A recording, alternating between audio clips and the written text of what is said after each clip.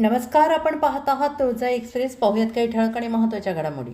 धाराशिव पोलिसांचा अवैध दारू धंद्यांवर सर्जिकल स्ट्राईक. पाटील तांड्यावर मास रेड. 5 लाखांचा मुद्देमाल जप्त. 14 जणांवर गुन्हे दाखल.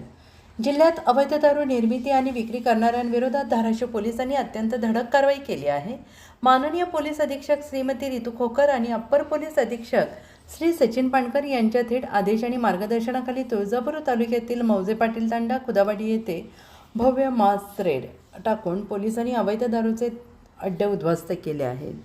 RCP प्लाटूनसह संयुक्त पथकाचा छापा उपविभागीय पोलीस अधिकारी माननीय मनोहर पाटील यांच्या नेतृत्वाखाली नळदुर्ग, तामलवाडी, तुळजापूर पोलीस ठाण्याचे अधिकारी, अंमलदार, धाराशिव मुख्यालयाचे एक RCP प्लाटून तसेच राज्य उत्पादन शुल्क विभागाच्या संयुक्त पथकाने ही कारवाई केली आहे.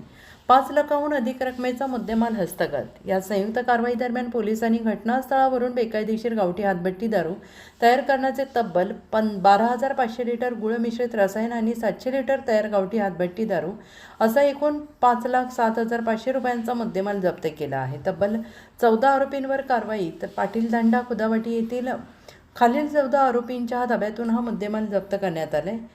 महिला आरोपी विमल नामदेव चव्हाण वय वर्ष 55, नागाबाई विलास चव्हाण वय वर्ष 41, सपना संतोष पवार वय वर्ष 30, अनुसया अमृत पवार वय वर्ष 51, उषाताई श्रीमंत पवार वय वर्ष 45, पुरुष आरोपी गुरुनाथ नुरा राठोड वय वर्ष 60, हिराराम पवार वय वर्ष 55, सुरेश धनु पवार वय वर्ष 40, विकास शिवाजी राठोड वय वर्ष 35, हरीश टिकाराम जाधव वय वर्ष 45, सचिन सुभाष पवार वय वर्ष 24, लखन हिरा चव्हाण वय वर्ष 30, अमोल देवीदास राठोड वय वर्ष 52, शंकर नुरा राठोड वय वर्ष 42.